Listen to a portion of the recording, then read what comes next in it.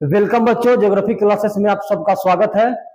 आज हम बहुत ही इंटरेस्टिंग टॉपिक लेकर के आए हैं। जैसे पिछले कक्षाओं में हमने पढ़ा चुका था कि निर्माण उद्योग और जो उद्योग हैं उनके प्रकारों के बारे में आपको बता दिए गए थे। तो आज उसी कड़ी में हम लोग आगे बढ़ते हुए यह देखेंगे, जैसा कि आप देख रहे होंगे पीछे, कि ऑर्गेनाइज सेक्टर और अनऑर्गेनाइज सेक्टर। तो हम लोगों ने भारत के कुछ संगठित जो सेक्टर है या जो संगठित उद्योग है, उन उद्योगों के बारे में हम लोगों को आज बारीकी से पढ़ना है, बेहतर तरीका से उसको जानना है और समझना है। तो अंत तक आप बने रहिए। हम लोगों को जैसे यहाँ पर दिखाई आप लोगों को दे रहा होगा कि एक तरफ लिखा हुआ है अनऑर्गेनाइज सेक्टर और एक तरफ लिखा हुआ है ऑर्गेनाइज सेक्टर और दूसरे तरफ है आपका अनऑर्गेनाइज सेक्टर। एक्चुअली में हमको इसको डिफाइन करते हुए आगे हम लोग बढ़ेंगे। ठीक है, पढ़ना तो है हमको केवल ऑर्गेनाइज सेक्टर के बारे में ही, लेकिन अनऑर्गेनाइज और ऑर्गेनाइज को डिफाइन करते हुए आगे बढ़ेंगे तो ज्यादा बेहतर तरीका से समझ में हम लोगों को आएगा। ठीक है, तो जैसे ऑर्गेनाइज सेक्टर किसको कहते हैं, ठीक है, और अनऑर्गेनाइज सेक्टर किसको कहते हैं, इसको हम लोग संगठित क्षेत्र बोलते हैं। क्या बोलते हैं? संगठित क्षेत्र इसको हम लोग कह सकते हैं। ये आपका क्या हो जाएगा? संगठित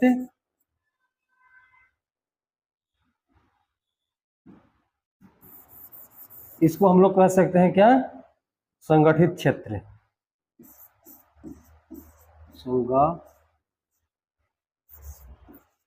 संगठित क्षेत्र बोला जा सकता है और इसको हम लोग असंगठित क्षेत्र बोल देंगे।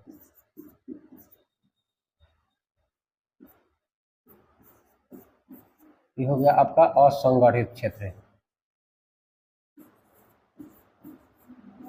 ठीक है, तो संगठित क्षेत्र और असंगठित क्षेत्र कहने का क्या मतलब है? तो संगठित क्षेत्र देखिए उस क्षेत्र को कहेंगे जो पूर्ण परिपूर्ण रूप से एक सेटअप अपना क्रिएट किया हुआ है। ठीक है, और उसमें अलग अलग पोस्ट वगैरह भी उसमें बनाए गए हैं। ठीक है, और एक तरह से ऐसे कहा जा सकता है संगठित क्षेत्र जो है कि एक ऑर्गेनाइज वे में संगठन के तौर पर उसमें डिपार्टमेंट क्रिएट किए गए हैं। डिपार्टमेंट में अलग अलग यूनिट्स वगैरह जो है, इन यूनिट्स में अलग अलग डिपार्टमेंट क्रिएट बनाए गए हैं। जैसे अलग अलग पोस्ट बनाए गए हैं और उसके लिए मतलब हर तरीके से मानक और मानदेय सब उसमें तय किया गया है। और असंगठित क्षेत्र उसको कहेंगे जो जो जिसका कोई जो है एक संगठनिक रूप नहीं है, सामूहिक रूप नहीं है। जैसे हम लोग इसमें असंगठन और अनऑर्गेनाइज सेक्टर उसको कहेंगे जो डेली वेजेज का काम कर रहे हैं, जो वो लोग जो है कि अनऑर्गेनाइज सेक्टर में आ जाएंगे। जिसको कोई ऑर्गेनाइज नहीं किया गया है, उसको संगठित नहीं किया गया, ऐसे ही वो एक सेक्टर है तो है। ठीक है, और यह ऑर्गेनाइज सेक्टर उसको कहेंगे जो एक प्रॉपर तरीका से उसमें उसको संगठनिक तौर पर एक ग्रुप समूह क्रिएट किया जाता है। उस समूहों द्वारा अलग अलग भिन्न भिन्न पोस्ट रहते हैं, उन पोस्टों पर सबकी नियुक्ति रहती है और उनकी अलग अलग जिम्मेवारी तय किया हुआ रहता है। तो एक तरह से ये ऑर्गेनाइज सेक्टर आ जाता है। तो वही हम लोग एक्चुअली में ऑर्गेनाइज सेक्टर के ही बारे में हम लोग देखेंगे। ठीक है, तो ऑर्गेनाइज सेक्टर कहाँ का ऑर्गेनाइज सेक्टर हम लोग देखेंगे? भारत के ऑर्गेनाइज सेक्टर के बारे में, समझे? हम लोग कहाँ देखेंगे?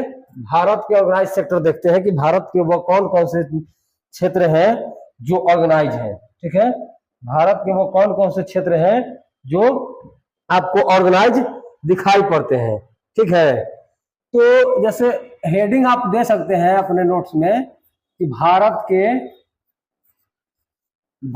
के कुछ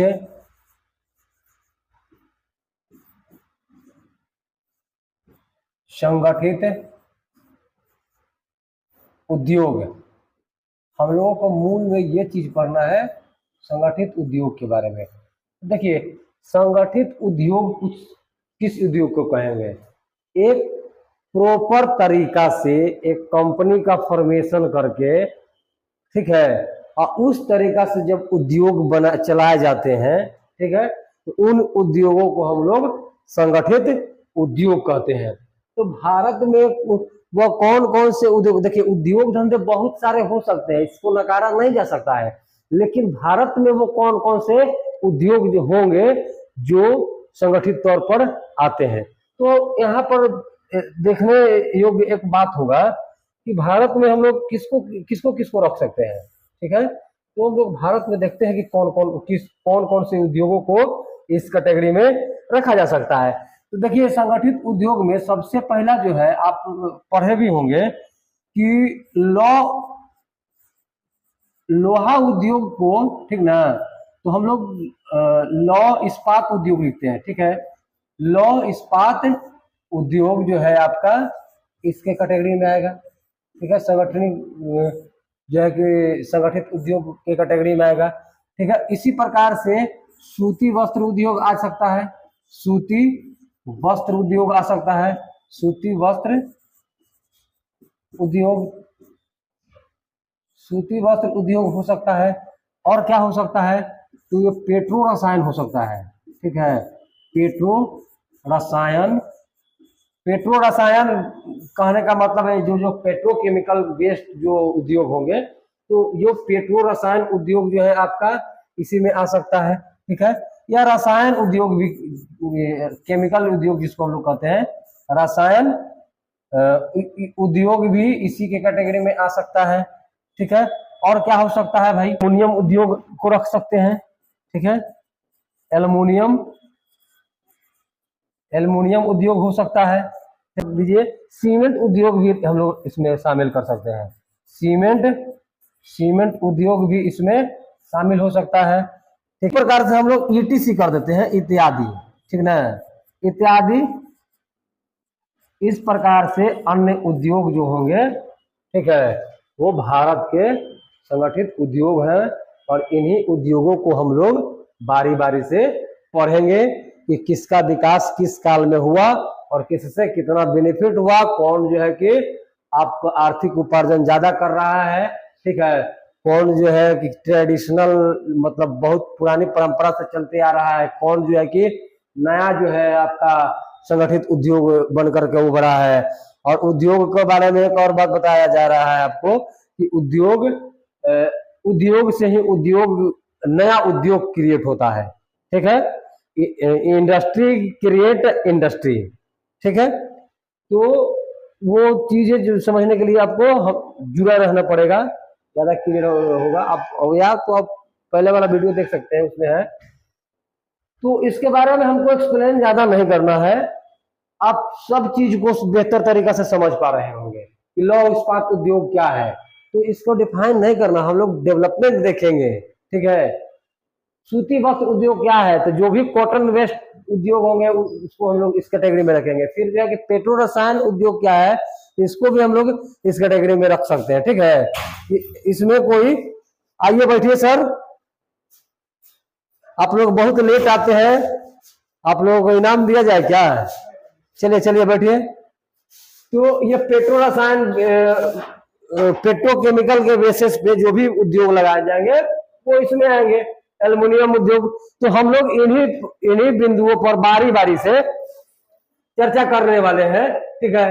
तो हम लोग पहला में आप देख रहे होंगे कि लौह इस्पात उद्योग यानी कि आयरन एंड स्टील जो है इंडस्ट्री, हम लोग पहला प्रायोरिटी लेवल पर इसी को लेकर के चलेंगे और इसी के बारे में हम लोग अन्य फैक्ट्स जो है जानेंगे कि किसका डेवलपमेंट किस प्रकार से हुआ और इसका योगदान किस तरीके से भारत की अर्थव्यवस्था में है, या भारतीय अर्थव्यवस्था को मजबूती जो है स्टील की तरफ फौलाद बनाता है आपका इस्पात उद्योग, ठीक है। तो या इस प्रकार से जो भी है, मतलब भारत के जो पंचवर्षीय योजनाएं रहे हैं उसमें भी उद्योगों को बढ़ावा देने के लिए आई थिंक दूसरी पंचवर्षीय योजना में यानी कि उद्योगों को बढ़ावा देने के लिए सरकार ने भी पहल किया था, ठीक है।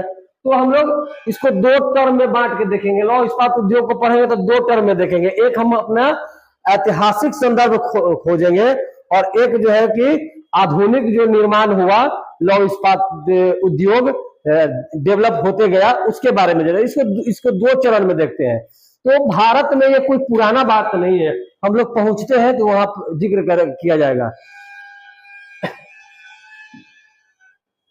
जैसे अब हम लोग यहीं पे देखते हैं, ठीक है, कि अब भारत में जो है लोहा इस्पात उद्योग कोई नया नहीं है, ठीक है।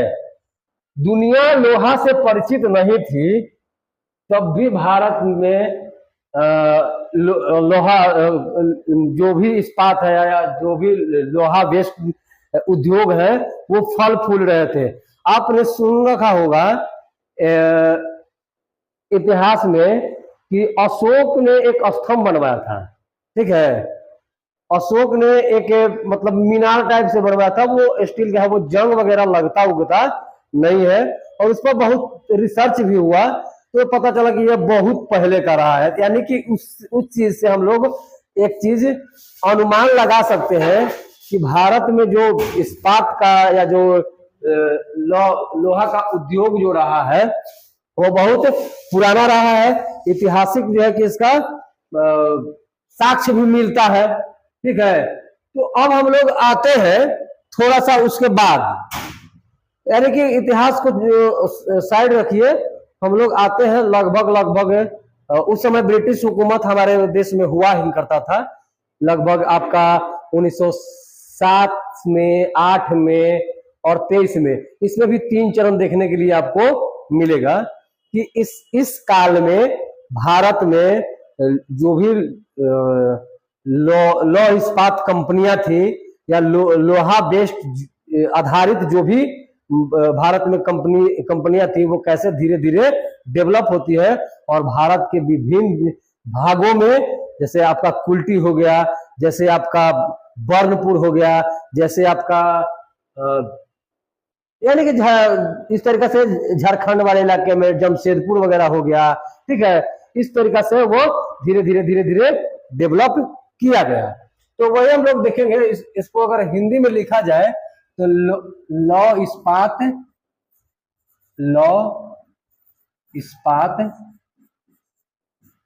इंडस्ट्री उद्योग,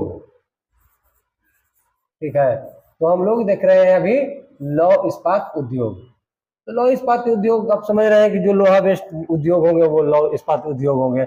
अब इसकी डेवलपमेंट पर हम लोग थोड़ी सी चर्चा कर लेते हैं कि यानी कि विकास इसका कैसे हुआ, ठीक है, विकास इसका कैसे हुआ। तो इसको चरण बाय चरण हम लोग देखते हैं, फर्स्ट चरण, सेकंड चरण, थर्ड चरण, इसमें देखेंगे। तो फर्स्ट चरण में देख रहे होंगे आप, जैसे बोर्ड पे दिखाई दे रहे हैं कि 1907 में Tata iron and steel company, ठीक है, Tata iron and steel company Sakchi में, कहां पे, साकची एक जगह है, साकची में आप, साकची में जमशेद जी टाटा द्वारा स्थापित की जाती है, ठीक है। जमशेद जी टाटा द्वारा स्थापित, इसकी स्थापना 1907 में की जाती है, कहां पे, साकची में, ठीक है। और यही साकची में 1907 में जब स्थापना होता है तो 1911 से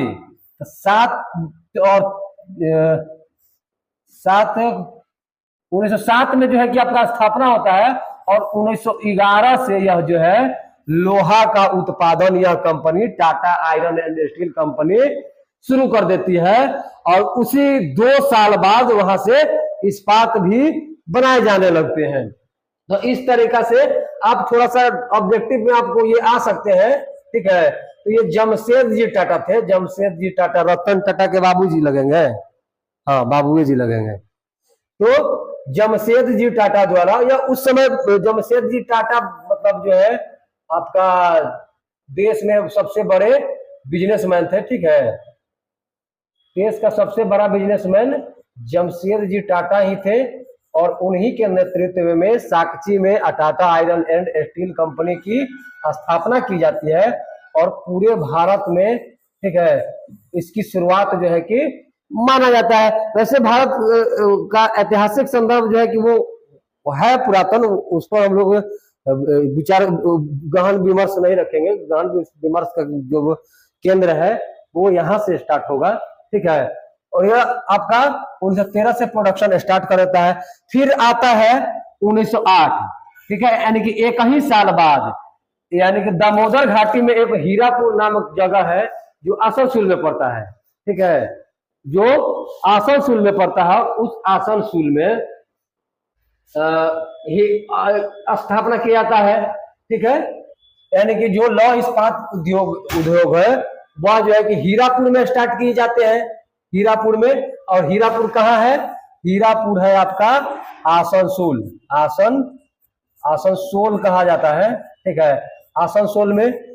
और ये आसनसोल में स्टार्ट कर दिया जाता है और उसी में आगे कुछ दिन चल के, यानी कि इससे पहले 1874 में एक, और इससे पहले की बात कहा जा रहा है कि 1874 में कुल्टी में, ठीक ना, एक कुल्टी में कारखाना खोला गया था। उस कुल्टी वाले कारखाने को भी क्या कर लिया जाता है कि इसी में मर्ज कर दिया जाता है, इसी कंपनी में इसको भी मिला दिया जाता है। और मिलाने से बनता है तो उस कंपनी का नाम धर दिया जाता है Indian iron and steel company, I, ठीक है, IISC, ठीक है, IISCO, इसको, ठीक है, इसका नाम रख दिया जाता है इसको। अब बाद में आपको दिखाएंगे किसको भी बना था, ठीक है, इसको भी, इसको हो गया। फिर जो है कि बाद में नपुरिया वर्क्स एक कंपनी हुआ करती थी, जो आपका लौह इस्पात उद्योग जो है कि स्थापित थी। तो एक नापुरिया वर्क्स को भी मिला दिया जाता है। तो यह 1908 वाला में जो हीरापुर और आपका कुल्टी और नापुरिया तीनों को मिला करके आज के डेट में बर्नपुर के नाम से जाना जाता है। यानी कि बर्नपुर लौह इस्पात उद्योग, Burnpur iron and steel company के नाम से वह आज जाना जाता है। और जब आगे बढ़ते हैं तो थर्ड फेज में देख रहे हैं कि 1923 में, कब? 1923 में भद्रा घाटी मैसूर अर्थात कर्नाटक, ठीक है, कहां पे? कर्नाटका में, ठीक है, कर्नाटक में, यानी कि मैसूर में। यहीं से टिप्पू सुल्तान भी हुआ करते थे, ठीक है। तो मैसूर में, यानी कि जो भद्रा घाटी है मैसूर में, वहां पर एक लौह इस्पात उद्योग स्थापित किए जाते हैं और उसका नाम है Mysore iron and steel works limited. आपको यह नाम याद रखना है, क्या नाम है? Mysore iron and steel works limited, ठीक है। आप आई होप याद हो गया होगा। और इसी को बाद में चल के, यानी कि आज हाल फिलहाल के दिनों में VISL के नाम से जाना जाता है। इसको किस नाम से जाना जाता है? VISL, यानी कि Visvesvaraya iron and steel limited. Visvesvaraya iron and steel limited, इसका फुल फॉर्म हुआ VISL का फुल फॉर्म हुआ विश्वेश्वरैया आयरन स्टील लिमिटेड। यानी इसका क्या नाम हो गया? VISL का फुल फॉर्म हो गया Visvesvaraya iron and steel company limited, ठीक है। तो इस तरीका से यह डेवलप हुआ और भारत में देखने के लिए मिला कि भारत में लौह इस्पात उद्योग जो है कि प्रफुल्लित होना स्टार्ट हो गया, ठीक है, और जगह जगह पर खोले जाने लगे। ये आपके जो भी रहे हैं, ये टाटा जो है झारखंड जमशेदपुर में मान के चलिए, कहां पे? जमशेदपुर जो है झारखंड में पड़ता है, जमशेदपुर, और यहीं पर से इसकी शुरुआत मानी जाती है। तो एक चीज और बताते हैं कि कंपनियां यहीं पे क्यों लगाए जा गए, ठीक है। तो कंपनियों को लगाने का पीछे कारण है, या जो भी लौह इस्पात उद्योग लगे उनके क्या रीजन हो सकते हैं? तो उनको लगने का रीजन एक ही है कि एनर्जी की सप्लाई भरपूर मात्रा में वहां से हो जा रही थी। जैसे लौह इस्पात उद्योग लगाए हैं, ठीक है, ये आयरन स्टील इंडस्ट्री आप वहां पे लगाए हुए हैं, तो वहां पर क्या चाहिए, तो कोयला जो है कि नजदीक था और कोल माइनिंग करके डायरेक्ट वहां उस कंपनी में सप्लाई कर दिया जाते थे। कंपनी की जरूरतों की पूर्ति जो है वहां से हो जा रही थी। तो इसलिए सबसे पहला कारखाना जो है आपका वहीं पर 1907 में Tata iron and steel company Jamshedji Tata द्वारा स्थापित किया गया और उस समय से भारत में सिलसिला जो है कि लगातार बढ़ते रहा। ठीक है, और इसी प्रकार से इस तरीका से भारत में सिलसिला जो है कि लगातार बढ़ते रहा। हम लोग अभी इसी पर रहेंगे, बढ़ते रहा और बढ़ते रहा और फिर जो है कि 1961 से 66, ठीक है, 56 से 61 और 61 से 66, यानी कि हमारे देश में पंचवर्षीय योजनाएं लागू हुई थी।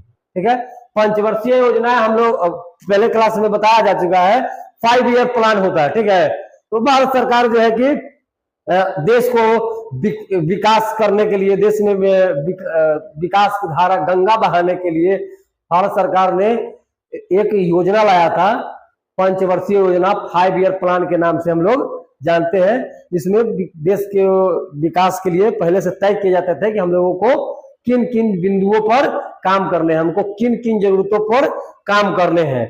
तो उन जरूरतों के हिसाब से, जैसे अब प्रथम पंचवर्षीय योजना आया, तो प्रथम पंचवर्षीय योजना यानी कि फर्स्ट 5 ईयर जो प्लान था, फर्स्ट 5 ईयर प्लान, जो फर्स्ट 5 ईयर प्लान था, उस फर्स्ट 5 ईयर प्लान में